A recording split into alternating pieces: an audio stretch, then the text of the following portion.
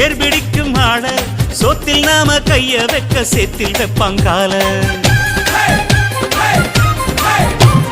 சாக்கடைக்குள் போய் சுத்தம் செய்யும் பேரு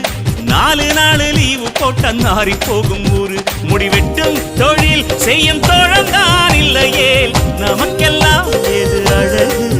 நதி நீரில் நின்று துணி தோய்ப்பவன் இல்லையே வெளுக்குமா உடை அழுக்கு எந்த தொழில் செய்தால் என்ன செய்யும் தொழில் தெய்வம் என்று வட்டுக்கோட்டை பாட்டில் சொன்னானே